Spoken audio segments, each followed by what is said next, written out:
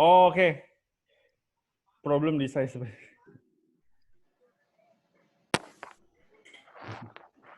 Ini Kakanda Om Nendi ini mungkin bisa ini dulu bisa kasih opening sedikit.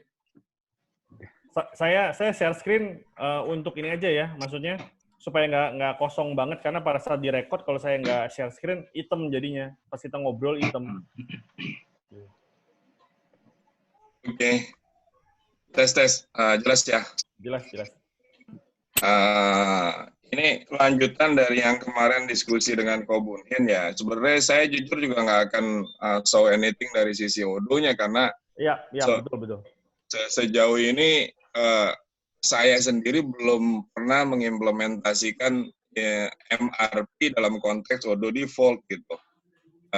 Kemarin kan pertanyaannya dari Ko Bunhin, gimana sih caranya yang benar kita untuk value secara costing, cost accounting-nya biar istilahnya biar sejalan dengan teori akuntansi, terus gimana masuk di Odo-nya gitu. Kalau nggak salah sampai situ kemarin gitu ya.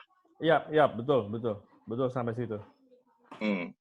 Nah itu, jadi sesi ini harusnya kita sama-sama diskusi, jangan terlalu juga artinya kita terpaku dengan apapun yang akan kita berdua atau diskusikan konteksnya. Jadi open discussion dari sisi teman-teman lain yang pernah mungkin juga mengaplikasikan, siapa tahu kan ada angle lain gitu. Ya, Jadi sepakat. saya pikir ke arah situ titik beratnya nanti, biar kalaupun misalkan nanti teman-teman punya pekerjaan di MRP misalkan, at least ada gambaran gitu. Di Odo rumahnya kayak gimana, terus yang harus kita tuju itu seperti apa gitu. Mungkin ke sisi situnya mungkin ya.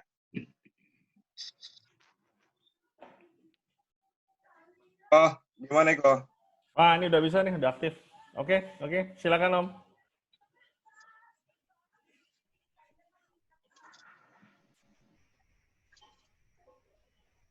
Kobun.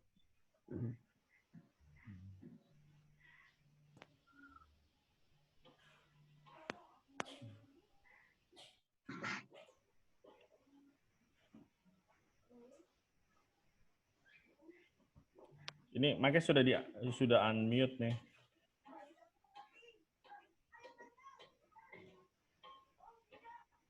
Sekarang udah Odo 13.2 ya? Oh ya? Belum tahu, Pak.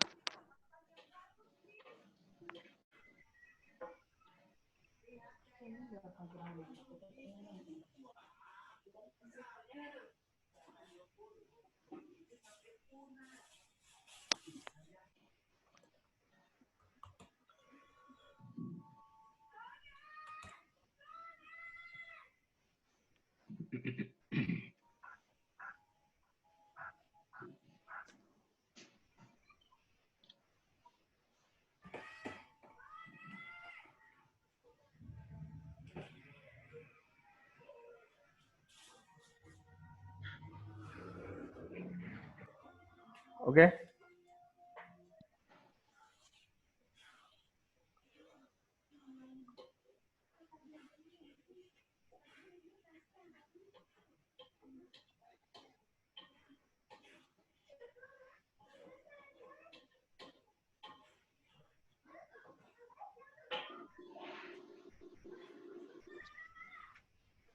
Mas Mur kemarin katanya mau nanya, ada yang mau ditanyakan. Mungkin Mas Mur dulu deh. Hah? Enggak, saya mau nunggu Pak Bunin dulu biar selaras. Nanti takutnya saya Oh iya. mengajukan pertanyaan yang berbeda gitu. Oke.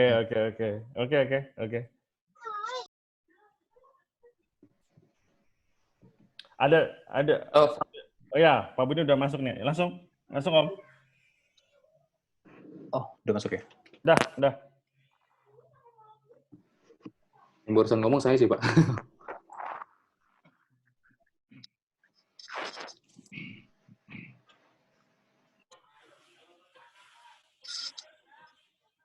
Kalau dari teman-teman yang lain, ada pernah implementasi di manufacturing nggak? dari yang simple sampai yang MRP yang seperti tadi Om Nendi bilang. Kalau yang saya pahami itu, kalau MRP itu ya sudah harus pakai work order, pakai work center gitu. Tapi kalau masih kalau masih pabrikan biasa ya cuma pakai BOM aja, yang seperti yang di video sebelumnya yang saya sudah saya presentasikan gitu. Kalau yang lain mungkin bisa share sama kendalanya juga ya. Mungkin saya bisa share sedikit Pak, buat sambil nunggu Pak Winho juga mungkin. Boleh. Jadi ini siapa nih? Pak Ki atau Pak Togar? Togar Pak, Togar. Ya, lanjut Pak. Iya, jadi kalau dari pertanyaannya Pak Bunhin itu kan tujuannya kan katanya mau mendapatkan cost seril mungkin, seril mungkin lah, sesuai dengan apa yang digunakan pada saat produksi, apa tenaga kerja yang digunakan berapa banyak gitu kan. Sebenarnya itu bisa pakai cost per hour yang di work center, itu kita bisa pakai. Tapi itu kalau menurut saya itu masih sangat mungkin terjadi selisih antara real dengan yang dicatat di Odoo, yang dicatat di sistem. Jadi kalau kita buka di work center itu nanti ada field cost per hour. Jadi itu nanti akan kita combine-kan dengan berapa jam proses produksi dalam satu work center tersebut. Nanti itu akan dikalikan sesuai dengan settingan kita di work center.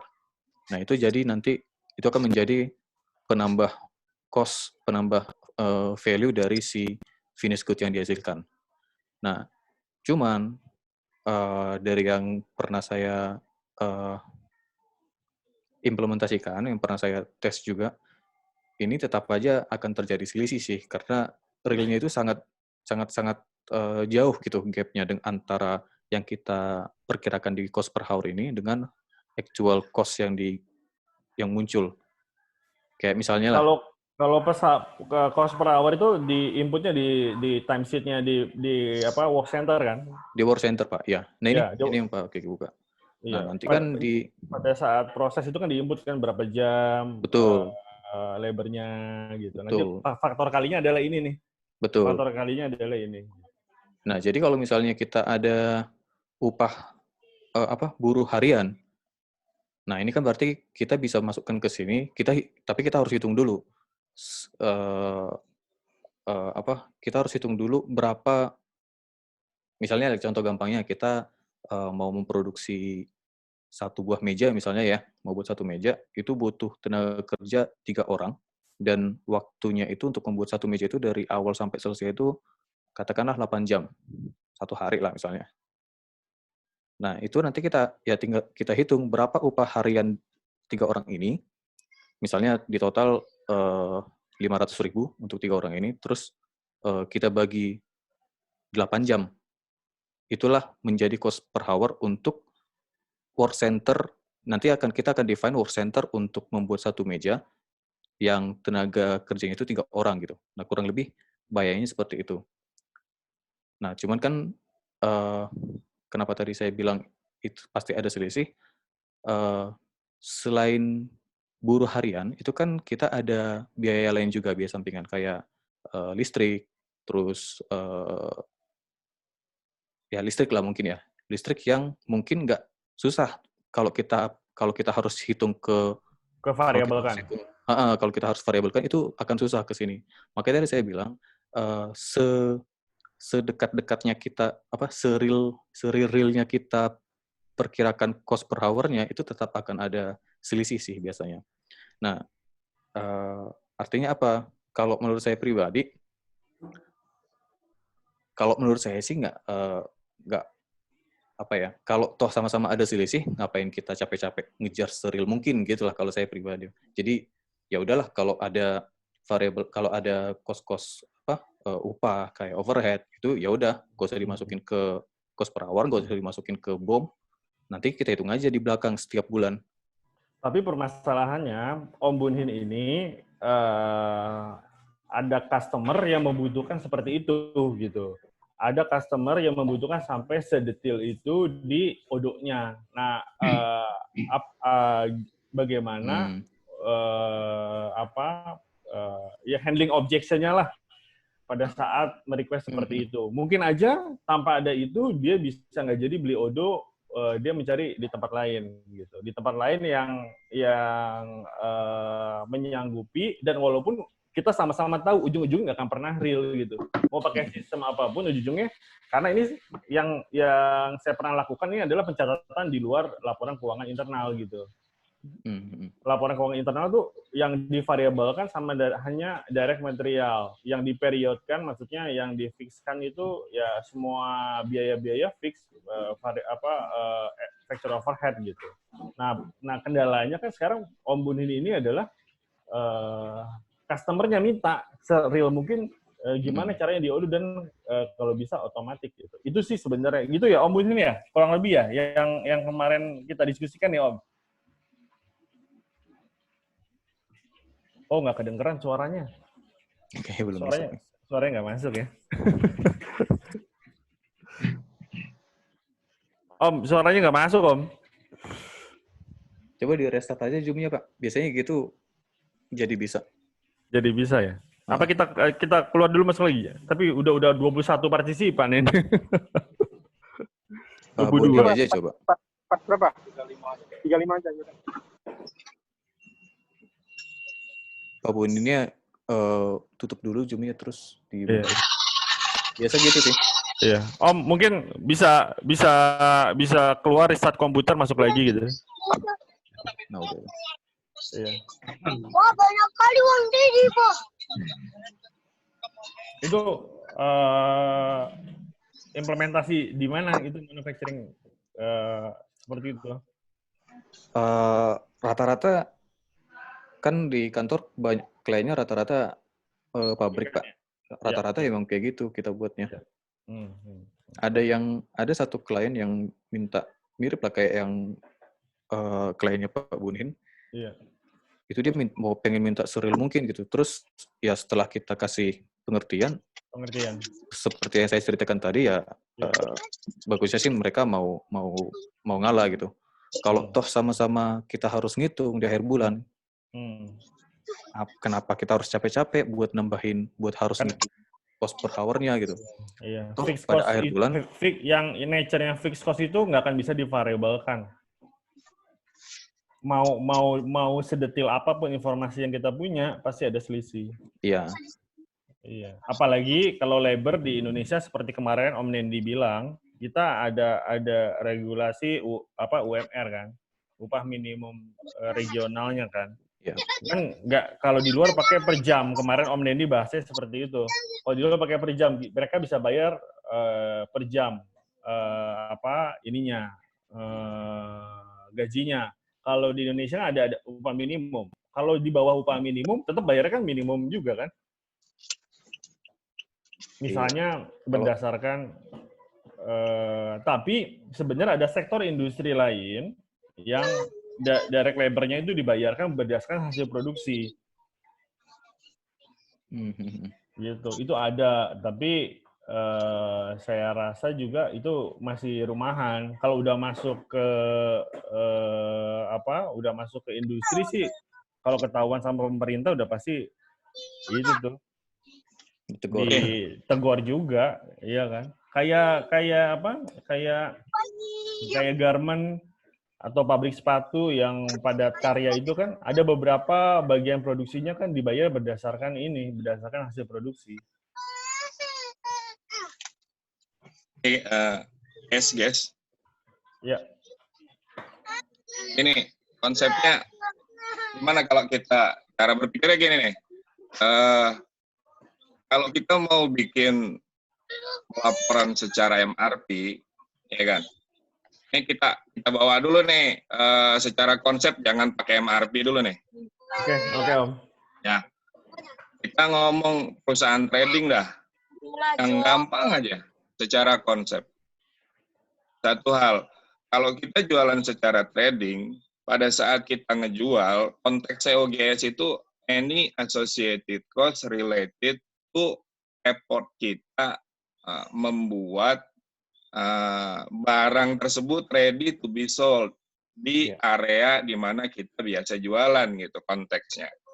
Kalau misalkan kita biasa ngimport, gudang kita ada di Jakarta, semisal dari Priuk di Jakarta dikirim gudang kita ada di tengah gitu, di Jakarta Pusat semisal. Berarti kan secara teoritisnya seluruh biaya terkait dengan usaha kita mendatangkan barang itu dari luar sampai dengan gudang kita misalkan katakan di Senen gitu, itu harus jadi COGS kita gitu. Which is itu simple. Kenapa? Karena associated-nya cuma satu faktor, barang doang nih.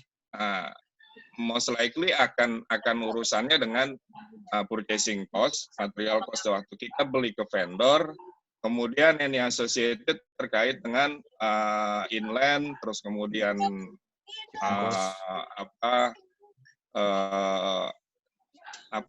clearance yang kita lakukan di Tanjung Priok itu sampai dengan si barang itu masuk ke gudang kita, itu bisa kita tempelkan ke dalam produk sehingga pada saat kita jualan itu bisa ongol COGS-nya secara real karena memang itu dimungkinkan gitu. Nah, berangkat dari konsep itu, kemudian kita ngomongnya ke arah manufacturing yang tadi Kiki sampaikan, absorption cost atau utility cost. Kalau saya lebih senang ngomongnya bukan absorption nih, conversion cost. Karena kita ada cost yang kita keluarkan untuk mengkonversi produk raw material kita menjadi barang jadi gitu. Si penting udah kelewat. Siap. Conversion ini juga ada faktor dari sisi utilitas yang kita pakai gitu. Nah, permasalahannya di sisi nggak cuma di labor sebenarnya, di utility pun akan ketemu hal yang sama. Dari contoh misalkan ini yang di-show di layarnya Mas Kiki nih. Kita punya cost per hour 12.000. Katakan tadi Togar ngasih example approach ke standar itu, misalkan harga tadi berapa Gar? 500.000 ya Gar ya? Iya, 500.000 dia 3 orang. Untuk 3 orang selama 8 jam. Selama 8 jam misalkan. Taruhlah 500.000 kita ngomong ini gaji per bulan nih Gar ya? Itu gaji per hari Pak, misalnya Pak. Oke, gaji per hari. Gaji per hari kalau kita pendekatannya boleh menggaji orang berdasarkan jam, aktual cost yang presisi dengan si kemauan klien itu akan ketemu. Kenapa? Karena base kita harian. Kalau kita punya kewajiban kayak UMR yang pernah kita juga singgung, perkaranya gini nih Gar nih, atau semuanya nih ya. Pada saat kita punya kewajiban UMR misalkan 2 juta per bulan buat satu karyawan. Nah, mendistribusikan 2 jutanya ini ke pekerjaan manapun, itu kan konteksnya kan gampangannya kita misalnya gini, kalau kita mau mendistribusikan 2 juta, tinggal kita lihat production capacity kita. Betul. Semisal per hari dia akan memproduksi selama 1 bulan. Berarti kan kita ngomongnya 1 bulan, kita ngomong berapa hari nih untuk membagi 2 juta dibagi sekian gitu kan. Ketemu 1 hari. Terus nanti kita bagi per jam kerjanya konteksnya. 1 hari kita spend berapa jam kerja sih, ketemu rupiah per jamnya gitu. Sebenarnya semuanya jadi simpel seperti itu gitu. Nah, tapi dalam prakteknya ketika nanti alokasi yang dikerjakan secara real dengan yang kita bagi-bagi per jam tadi terus kemudian berbeda, how we adjust, istilahnya analyze perbedaan ini atau mau how to consume konteksnya. Dalam 1 bulan kita punya kewajiban UMR 2 juta, setelah kita bagi 173, which is jam dalam 1 bulan, jam normal secara peraturan perundang-undangan kita dalam 1 bulan, which is 173 atau 183 gitu ya. Ketemulah misalkan ngomongnya 2 juta itu nilai per Ya. jamnya Tes. 10.000. Ada suaranya? Halo? Baru siapa tuh tadi? Oke, ketemu per jamnya katakan berapa? Mas Kiki tolong dong dibagi, Mas Kiki, 2 juta dibagi 173, let's say. 2 juta. 2 juta dibagi 173.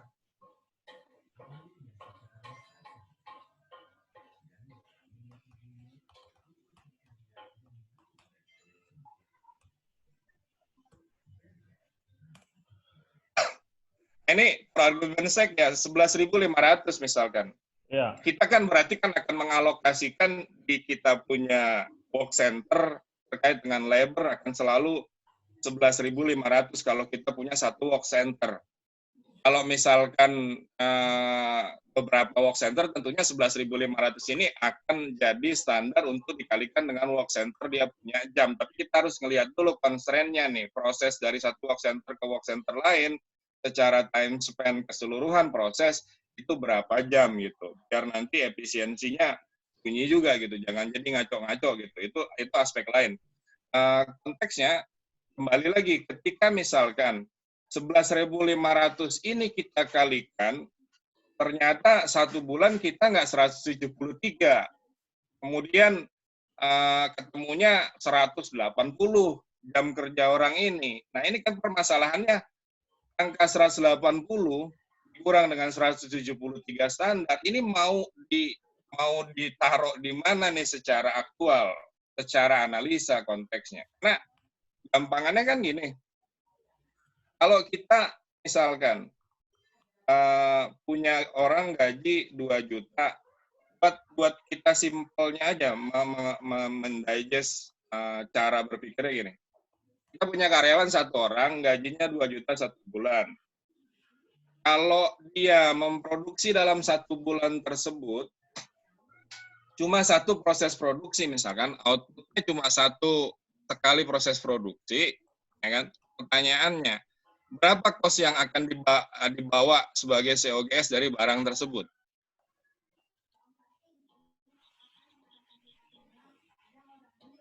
Gimana, Pak?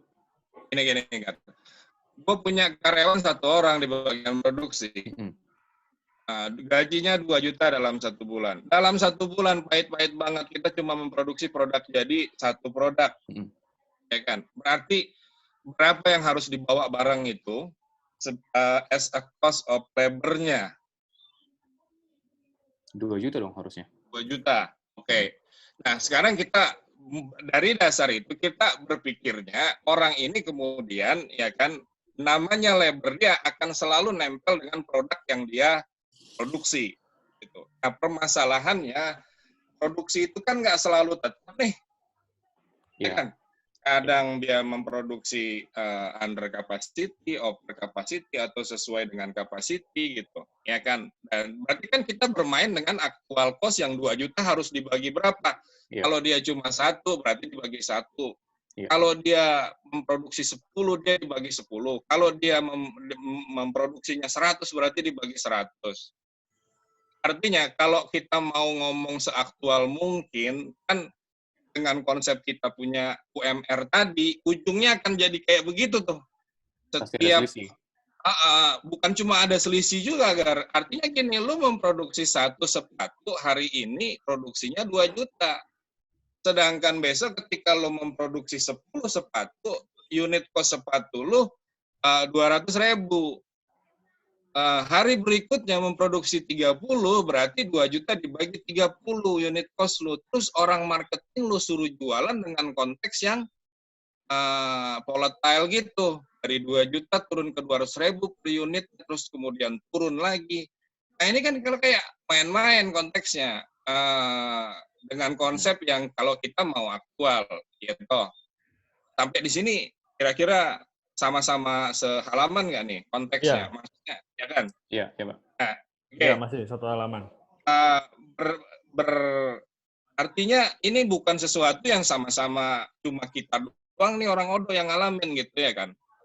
akuntansi teori udah lebih jauh lagi istilahnya. Mereka udah mengasih pelajaran ini di kampus-kampus gitu, cost accounting dan yang lain-lainnya gitu ya.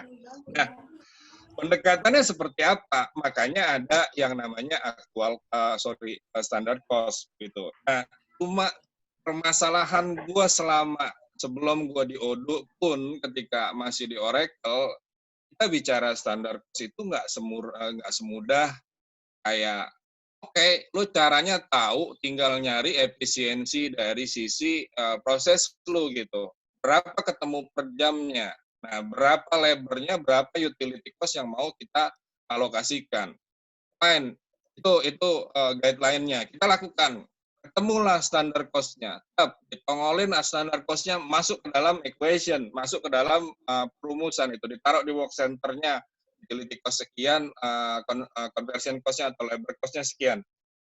Nah, begitu proses, ini nggak akan juga jadi apa ya, sesuatu yang sifatnya valid gitu, dalam artian akan 100%. Tadi nggak akan mungkin kita bisa ketemu dengan angka yang 100%. Justru di situ yang kemarin waktu awal diskusi dengan Pak Jalal ya, saya sampaikan yang sebenarnya lebih pusing itu seharusnya bagaimana kita menganalisa real cost yang terjadi dengan standar cost yang kita tempel di masing-masing work center, itu variansnya berapa dan analisanya kenapa varian tersebut harus ketemu gitu. Jangan sampai varian yang timbul kontribusi terbesarnya bukan karena faktor yang kita toleran gitu, tetapi sesuatu yang sifatnya inefisiensi dalam proses.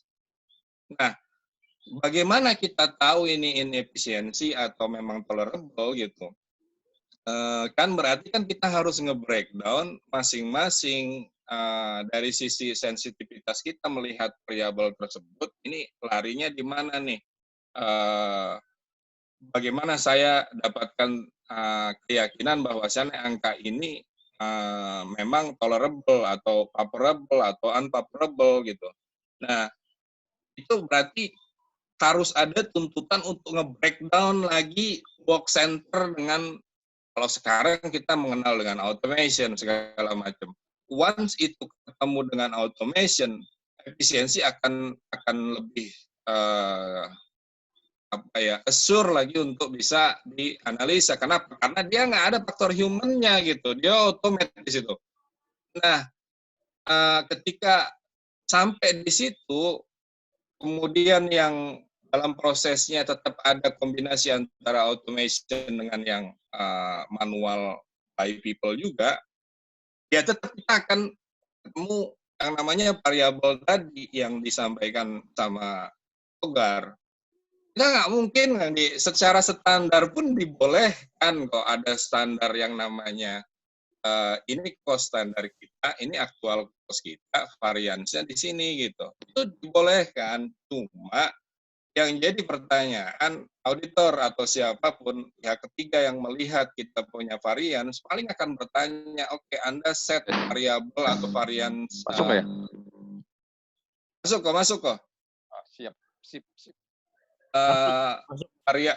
Varians itu bagaimana pendekatan Anda gitu. Kenapa? Karena kita harus assure tadi, jangan sampai angka standar cost-nya itu terlalu kejauhan gitu. Kejauhan dalam artian kalau kita terlalu sedikit jatuhnya di fast moving consumer good misalkan, kita punya costing ketemunya baru akhir bulan nih, ya kan, gaji baru terrealisasi diakumulasikan secara 1 bulan di akhir bulan besok, begitu di tanggal 1 tanggal 2 standar costing kita lebih kecil daripada yang seharusnya, jauh lah gap-nya, orang marketing jualannya keteteran loh. Kalau misalkan dia murni ngandelin angka value dari COGS, nggak set buffer gitu misalkan, which is gue juga yakin orang-orang tim marketing juga pasti dia set buffer at least untuk mengamankan mereka punya exposure di ujungnya gitu, biar jangan gross profit margin-nya terlalu kemakan gara-gara kita salah di sisi standar costing-nya gitu. Jadi sebenarnya diperbolehkan. Nah, cuma pertanyaan Ko Bunhin waktu kemarin itu kan, bisa nggak sih seaktual mungkin gitu. Nah, kalau menurut saya, satu hal, kalau kita memang diperkenankan untuk membayar per jam orang, itu bisa.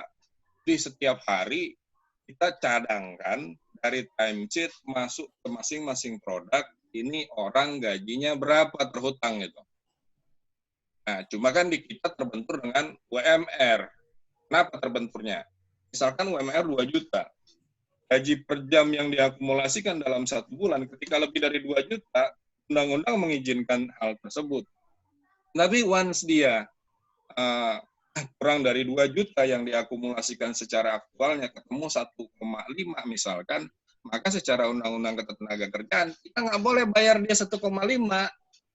Kita wajib minimum bayar dia 2 juta. Nah, selisih dari aktual 1.500.000 dengan 2 juta secara UMR 500.000-nya ini mau dilariin kemana gitu. Sebenarnya kan konsepnya itu. Menurutku ya begitu ya. Ya, Om Bunhin mungkin bisa kasih background. Sebenarnya tadi belum menyentuh-nyentuh ke Om Bunhin. Kita prinsipnya dulu, prinsip secara tadi yang disampaikan dengan Om Nendi gitu. Mungkin Om Bunhin kasih background biar kita bisa tahu kendalanya apa gitu. Silakan Om. Oke. Sorry ya, jadi terlambat. Ini tadi sebetulnya sih kalau saya sendiri sudah paham bahwa secara dunia nyata untuk dapat real beneran itu di manufacturing itu relatively tidak mungkin atau tidak secara layak, itu tidak layak untuk sampai dikejar secara real. Cuma ada beberapa kasus kalau di manufacturing itu kan pada saat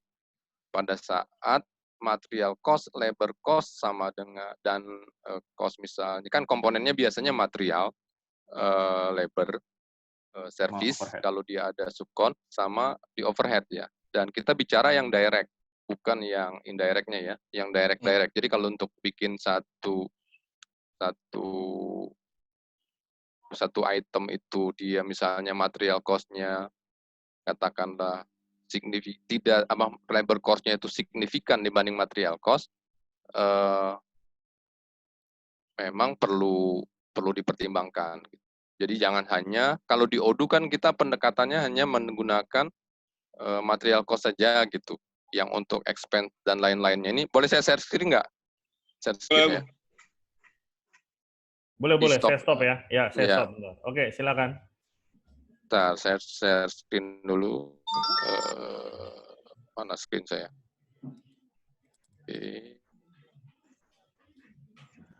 Mana meetingnya? Bentar, kok nggak ngilang? Share screen, kembali ke Zoom-nya mana? Zoom. Share screen. Screen saya yang mau saya share yang mana? Nah, kira-kira begini.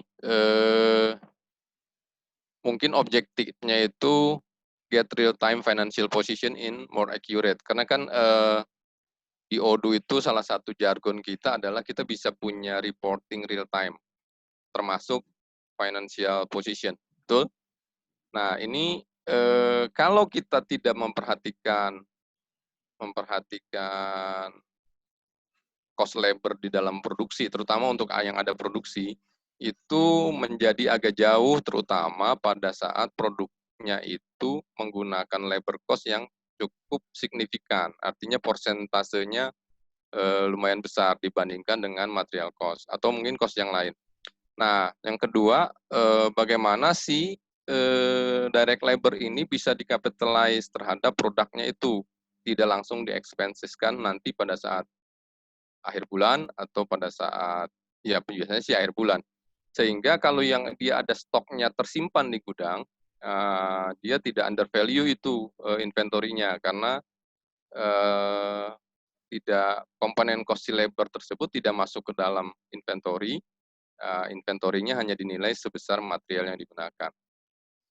Purpose yang lain biasanya terkait dengan, yaitu tadi yang mungkin tadi saya sempat dengar Pak Nendi itu, pada saat tim sales itu mau kasih pricing. Kalau dia nggak ada informasi cost yang cukup valid, ya informasinya menjadi kurang lah kira-kira begitu. Nah, kalau kita lihat di struktur cost produknya itu ya mungkin secara garis besar kita bisa gambarkan material, direct service, kalau dia ada yang subkon, jadi dia misalnya material itu dibawa dulu ke tempat lain untuk dikerjakan begitu. Misalnya plat dilapis menjadi blackening gitu, sehingga kan ada proses cost di situ. Nah, kalau kita tidak memasukkan itu terhadap value added dalam hasil si prosesnya tersebut, maka dia tidak terhitung. Porsi berikutnya adalah di direct labor cost. Nah, kalau dia cukup signifikan, tidak memperhitungkan itu, inventory kita akan under value. Yang lain mungkin direct expenses. Direct expenses di sini ya istilahnya yang lebih susah lagi dihitung, seperti listrik yang langsung dipakai dan lain-lain. Nah, tujuannya sebetulnya adalah bukan mau mendapatkan sereal mungkin, tapi kita mengharapkan financial position yang di sini ini bisa dicapai bagaimana begitu. Nah, kalau kita lihat di pendekatan ODU kan yang sekarang itu ada perpetual sama periodik. Jalur yang mungkin untuk mencapai objektif ini ya, kita bukan mau mendapatkan real cost ya, secara benar-benar real, tetapi objektif yang ini nih. Bagaimana financial position itu benar-benar kita bisa lihat walaupun belum sampai ke akhir bulan, sama mengkapitalize ini cost labor atau expense labor yang signifikan. Nah, di ODU posisinya kan lewat jalur ini nih yang saya hijaukan itu. Kalau yang periodik artinya sudah jelas, dia kan periodik sebulan kemudian kan kita baru tahu. Kalau yang standar cost, pendekatan standar cost biasa memang yang paling disarankan ya standar cost, karena saya selalu edukasi biasanya customer itu tidak mungkin mendapatkan angka estimasi yang baik gitu ya. Nah, tapi kan kadang-kadang dia bisa challenge balik ke kita. Loh, katakanlah saya bisa gitu kan. Dia ngotot ceritanya. Ya, kan kita harus jawab juga. Nah, standar cost ini tentu dia harus diestimasi sebaik mungkin. Tetapi ada kelemahan pada saat material komponennya sendiri fluktuatif cost-nya. Nah, ini menjadi perhatian kita. Sehingga seharusnya mungkin yang perlu diperhatikan adalah tetap perpetual, average atau FIFO. Nah, cuma bagaimana si cost itu bisa masuk. Nah, kalau yang di ODU kan pendekatannya kita bicara ODU karena ya konteksnya ya di ODU dulu dah. Kalau yang ERP lain saya belum terlalu tahu ya di SAP apa ada fasilitas ini. Perpetualnya standar cost tadi sudah masuk, consumable standard cost, consumable sama service type ini, kalau Pak Kiki kemarin show ke kita itu ada masuk dalam perhitungan cost. Ya, secara report di BOM cost dia masuk, tapi pada saat hasil produksi dia tidak terjurnal sebetulnya, baik yang consumable maupun yang service. Atau pendekatan material update material cost only. Jadi ini kalau material cost only yaitu tadi kalau yang sifatnya si labornya signifikan, si klien biasanya ada keberatan karena dia inventory-nya dia undervalued. Kita anggap dia memang nyetok, jadi nggak selalu habis itu. Kalau selalu habis di bulan yang sama produksinya ya mungkinan kita masih bisa. Toh sama saja gitu kan, saya masukkan dalam inventory atau tidak, ya sama-sama habis terjual. Toh. Nah, terus yang ada lagi kemarin yang di-sharing ke kita kan treat everything as material. Nah, ini yang pendekatannya Pak Kiki kemarin kan. Semua dimasukin sebagai material. Nah, ini kelemahannya itu menciptakan stok negatif dan kedua itu jadi ada daftar dalam kebutuhan material. Nah, itu jadi geluh gitu kan. Jadi kliennya masa begitu gitu kan, dia disuruh mengeluarkan material. Terus yang kedua, kalau kita set material itu nggak boleh negatif, ini nyangkut. Jadi itu satu.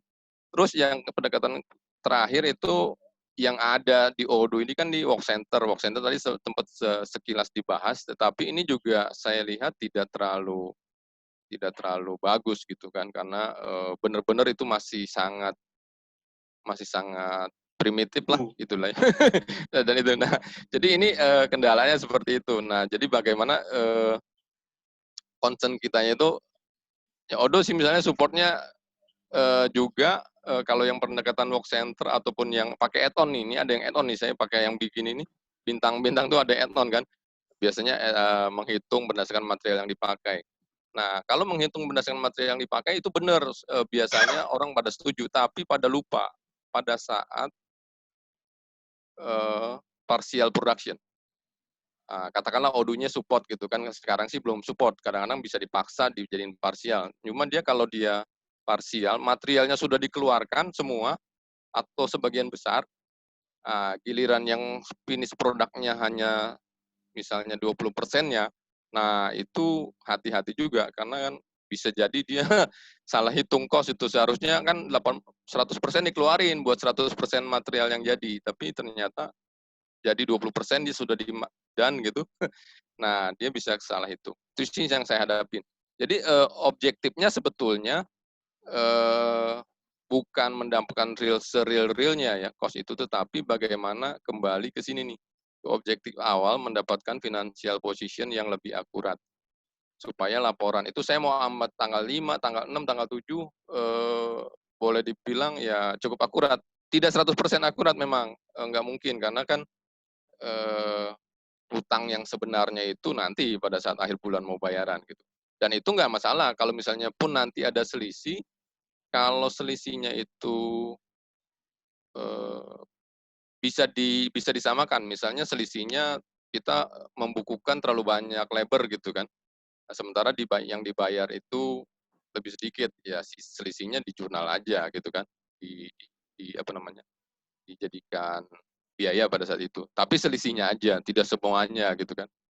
Nah, jadi itu sih Pak yang saya ingin sampaikan. Mungkin kemarin ada sedikit salah tangkap, ingin mendapatkan sereal-realnya. Nggak mungkin juga, karena secara produksi menurut saya, kalau produksinya cukup kompleks, tidak mungkin atau tidak layak. Kalaupun bisa dikerjakan, tapi saya pikir effort yang dikeluarkan dengan pengaruhnya mungkin tidak terlalu seimbang. Sehingga kalau mencapai realnya itu tidak mungkin. Menurut saya ya, tidak layak lah gitu. Tapi bagaimana kita mendekati nih secara pendekatan yang lebih baik. Biasanya teman-teman bagaimana sih mendekatinya? Selain pakai standar cost ya. Kalau standar cost tadi memang memungkinkan, artinya dia di challenge customer-nya itu untuk membuat satu perhitungan cost yang paling ideal menurut dia. Nah, pasanglah di situ gitu kan. Nah, itu akan terjurnal. Cuma memang dia nanti akan terjadi selisih kalau misalnya antara rekening antaranya itu katakanlah WIP di akhir bulan atau di setiap periode itu WIP-nya nggak balance ya. Jadi akan ada nilai kredit atau nilai debit di situ, sehingga perlu disesuaikan juga. Atau kalau dia fluktuatif si komponennya itu sendiri tidak akan fluktuasinya tidak terlalu tercover. Jadi katakan misalnya dia bilang material saya fluktuatif nih, beli satu dengan beli yang lain bisa beda-beda, sehingga secara average kan material cost itu juga bisa komponennya ya, cost-nya bisa lari. Jadi kalau standar cost dia pakai, standar cost itu tidak bisa cover perubahan fluktuasi yang cepat. Nah itu mungkin yang bisa saya sharingkan, kira-kira objektifnya apa, kendalanya, kenapa alasannya begitu, terus kedua yang kita punya di dalam Odoo, kalau punya di dalam ERP lain teman-teman punya, mungkin di-sharingkan sehingga bisa diadop juga kalau memang itu baik.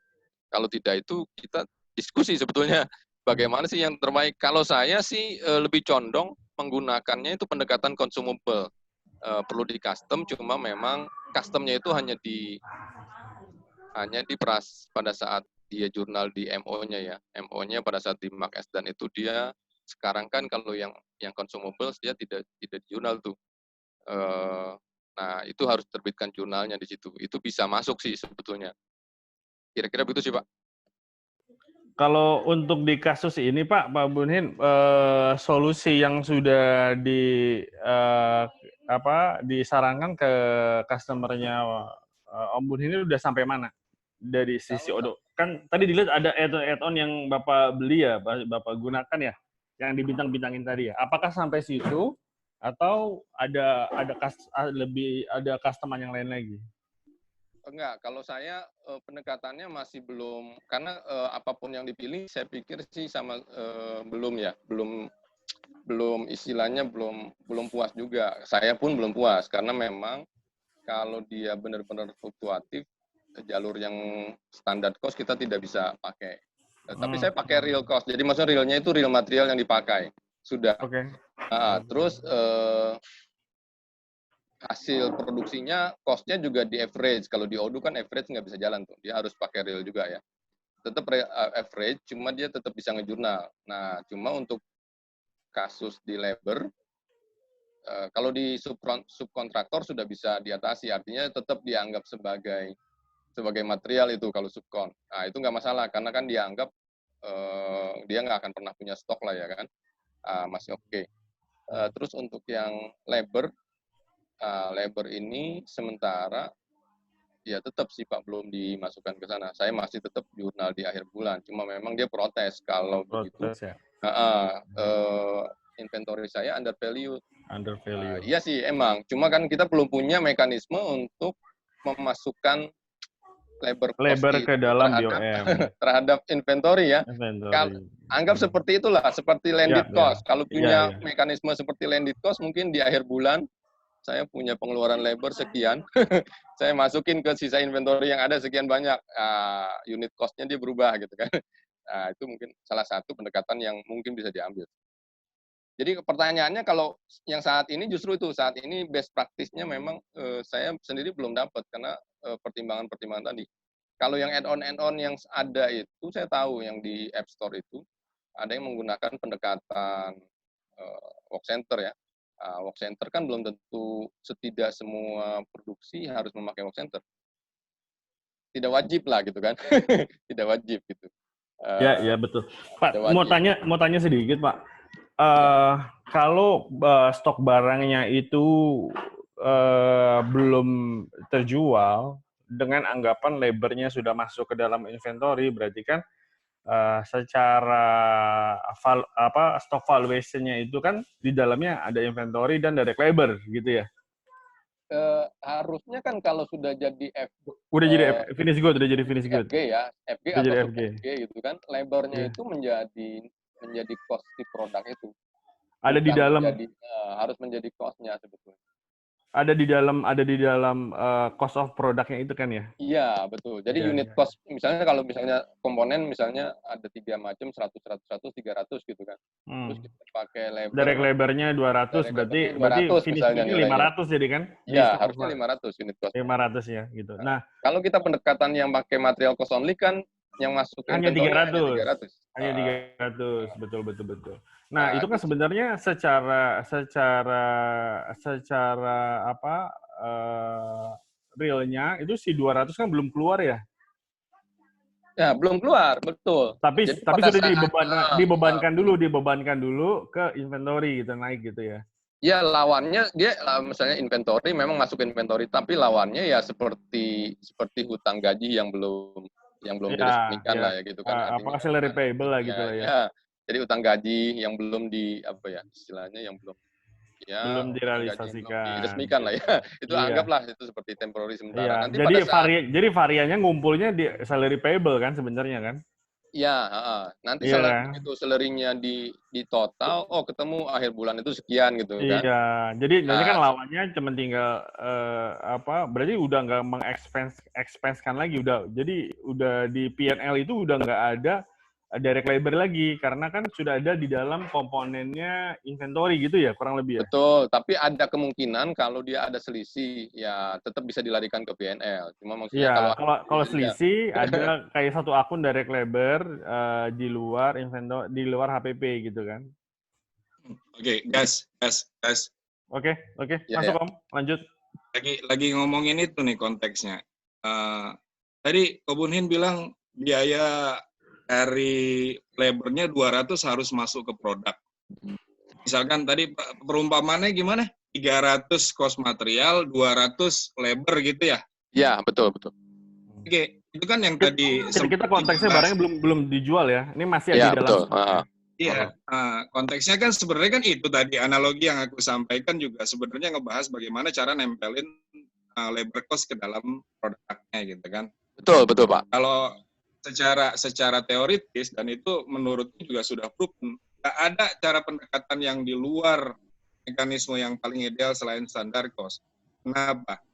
Yang 200 tadi, kalau misalkan kita produksinya cuma satu aja bulan itu, berapa cost yang akan kita tempelkan ke produk tersebut? 200 toh. 200, Pak. Kalau misalkan produk ada 10, yang kita produksi di bulan itu, berapa nilai cost labor yang akan kita tempelkan ke seluruh produk? 2.000. 200 kan? 2.000. No, ini kita bicara 200 itu as a fixed cost loh, bukan unit cost-nya. Karena kita punya konsep yang UMR itu tadi. Oh, enggak, Pak. Masalah itu saya paham maksudnya Pak Nendi. Maksudnya Pak Nendi gini. Kita bicaranya menempelkan aktual, bukan menempelkan standar. Kalau jadi 2.000 berarti kita udah bicara standar cost itu. Ya, kita menempelkan standar sebetulnya, Pak. Artinya standar labor cost, bukan standar labor cost-nya yang ditempelkan terhadap produk itu. Jadi memang akan ada selisih nanti dengan aktual yang harus kita bayar. Cuma selisihnya itu yaitu tadi selisihnya dilarikan tetap terhadap expense di luar inventory ya. Maksudnya kita misalnya harusnya secara kapasitas produksi kita bikin di bulan tersebut katakanlah 100 unit. Masing-masing unit katakanlah labor cost-nya 2.000 misalnya kan. Kalau 100 unit kan berarti 2.000 kali 200.000 ya. Okay. Jadi secara standar cost itu kita masukin labornya 2.000 kan Pak. Artinya atau secara kalau ditempelkan di BOM ya tempelkan di BOM labor cost 1 unitnya 2.000 gitu kan. Nah, pada saat akhir bulan kita bikin 100 unit beneran, berarti 200.000 kan Pak. Nah, yang sudah terbukukan di dalam inventory akan 200.000 dan akan lawannya adalah misalnya gaji yang belum diakui ya kan, atau apa utang gaji yang belum diakui, saya 200.000 juga kan. Nah, tetapi pada saat kita jurnal gaji, misalnya gajiannya ternyata enggak 200.000, enggak 200.000 tapi 300.000. Nah, yang 100.000-nya itu dilarikan tetap Pak terhadap PNL-nya. Tapi yang 200.000-nya mengoffset yang utang gaji belum diakui tadi. Itulah standar cost. Jadi problemnya adalah aktual kita akan 300.000. Berapa kuantitisir yang akan kita larikan setiap kita memproduksi dari sisi labor cost-nya. Jadi analogi kita soal UMR itulah yang tadi 300.000 itu UMR-nya. Tapi dalam proses produksi ketika kapasitas dia nggak mengkonsumsi keseluruhan, under capacity, yang keabsorb cuma 200.000 doang gitu. Betul. Nah, artinya pendekatan yang paling memungkinkan adalah kita mengkuantifikasir berapa nilai standar cost dari labornya biar dia bisa dibawa oleh masing-masing produk. Itu konsep standar cost-nya gitu. Jadi standar cost itu juga secara industri pasti mereka akan evaluasi terus gitu. Kalau bulan ini gue set up 200.000 per jam, kemudian nanti setiap bulan antara aktual dengan yang distandarkan lari 200-300. 300 ini unfavorable gitu misalkan selisihnya. Jadi 200 dengan 300 ya berarti selisih 100.000 ya kan? Betul. 100.000 ini unfavorable gitu. Artinya dia akan punya limit tolerable percentage. Ketika dia bilang unfavorable, berarti kan gua harus breakdown tuh. Di mana gua unfavorable-nya? Apakah ini inefisiensi proses atau memang itu sesuatu yang sesuatu yang memang under capacity. Kalau under capacity kan memang oke, berarti gua kurang jualan nih, kurang marketing yang harus ditututin biar kapasitas kamu gitu yang minimumnya, ya toh. Nah, once misalkan 3 bulan berulang, ternyata bukan karena under capacity tapi inefisiensi atau sesuatu yang sifatnya kita misjudge di sisi menentukan standar cost-nya yang tadi, kita evaluasi, kita perbaiki standar cost-nya itu diperbolehkan gitu. Ya, ya. Ya, paham Pak. Jadi memang standar cost itu salah satu pendekatannya itu. Cuma kan tadi in case misalnya material cost-nya sendiri fluktuatif. Labor cost kan kita boleh dibilang ya fluktuatifnya ketahuannya ya nanti lah ya, akhir bulan minimal gitu kan. Oke. Kalau material cost-nya fluktuatif, standar cost itu tidak reflected di saat yang dekat-dekat itulah Pak. Kira-kira begitu mungkin kelemahannya itu. Saya paham maksudnya Pak ini memang pendekatan standar cost itu ya. Kita bicara material cost, refleksi yang dibutuhkan untuk kebutuhan apa pertanyaannya? Karena barang masuk semua, mau dia volatile tingginya sedrastis mungkin karena tergantung dengan mata uang asing. Once dia masuk ke dalam production, dia di rata-rata menurutku nggak ada concern lain yang harus kita khawatirkan gitu konteksnya. Enggak, misalnya contoh gini, tadi dalam contoh yang tadi Pak, 100 kan materialnya 300 tuh Pak, dengan anggapan si A, B, C masing-masing 100 gitu ya. Nah, katakanlah dia dalam proses produksi yang boleh bilang tidak simpan stok banyak, boleh bilang just in time ya gitu. Pada saat dia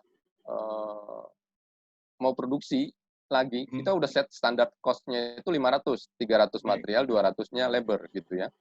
Nah, pada saat dia produksi, si materialnya ini berubah Pak, bukan 100, tapi menjadi kadang 150, 150 gitu kan.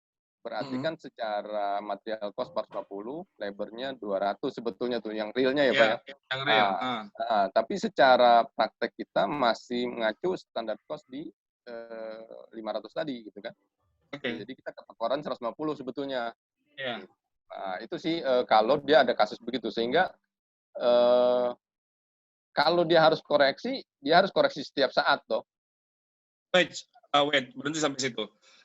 Hal tersebut sekali lagi ya allowable kalau konteksnya pendekatannya antara cost dari sisi conversion disatukan dijadikan BOM. Artinya karena keterbatasan BOM, satunya mau pakai standar, satunya nggak bisa pakai average gitu ya. Berarti semuanya distandarkan. Oke, fine. Pendekatannya semua di BOM antara material dengan attributable cost-nya. Kemudian kita standarkan. Karena di situ volatile, kemudian yang tadi saat disampaikan Ko Bunhin ada tekor 150 kita. Karena memang dia nggak bisa memvariabel fluktuatifnya sedemikian tinggi. Opsinya satu, setiap bulan dia rubah variable cost-nya, standar cost-nya. Kecapean Pak kalau setiap bulan rubah.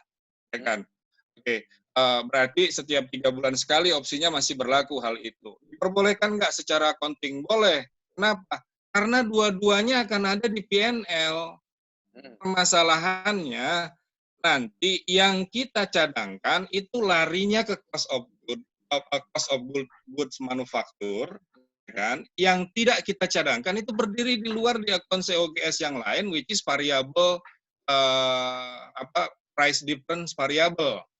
Yang tadi dia akan kita selalu analisa untuk melihat where do we stand dalam konteks standar cost kita, masih reasonable nggak untuk dipakai.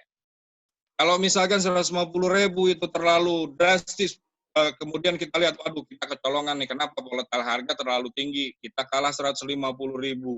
Bisa jadi orang sales ngejual lebih sedikit atau di bawah yang seharusnya ditargetkan karena ada faktor 150-nya ini. Oke, next month kita rubah. Opsinya masih bisa seperti itu. Brand choice yang kedua, kita geser kok. Gua nggak tahu di Odo mungkin atau enggak. Gesernya ke work center tadi. Jadi instead of kita punya standar costing di keduanya, material tetap di BOM, conversion cost kita pindahkan ke work center. Nggak tahu nih ya, ini teoritis ya, apakah sudah seperti itu atau bukan gitu. Jadi material lu tetap bisa fluktuatif kok. Tapi ketika dia masuk ke dalam conversion, masing-masing di work center-nya, maka work center-nya itu dalam konteks dia mengkonfirmasi produk, mentransformasi produknya, labor cost-nya kita pakai yang standar di situ gitu. Iya, itu memang satu standar cost, yang kedua masukin di work center sih Pak. Memang itu opsi paling ada rumahnya lah ya, walaupun belakangnya kita nggak tahu gimana mekanismenya jujur gitu. Betul. Cuman kan di work center nggak ada jurnalnya Om, cuman hanya pencatatan aja. Ya itu maksud gue yang kemarin. Iya. Kalau work center itu kalau gue lihat kalau di Oracle namanya routing. Routing betul. Routing pun di Oracle nggak ada jurnalnya Om, cuman analisa aja. Yang konteksnya routing ini juga dalam yang OPM, gue nggak tahu ya kalau yang di ini ya ODM ya, itu ngejurnal dia. Ngejurnal tuh apa? Mungkin dulu juga di custom kali ya, gue nggak paham juga. Jadi, aku IBS ininya. Lanjut. Nah, gue juga sama IBS. Cuma proses manufacturing, yaitu sekali lagi konteksnya, apakah memang dia di situ di custom atau tidak. Routing itu secara inventory movement, dia kan cuma ngarahin habis ini sequence-nya kemana gitu. Nah, tetapi di background, dia punya cost accounting itu juga ngitung gitu loh, menambahkan konteksnya biaya-biaya yang terkait dengan routing itu. Seharusnya loh ya, gua nggak yang Odo harusnya kalau mau pakai work center as a routing ya konsepnya ke arah situ gitu. Harusnya sih Pak. Harusnya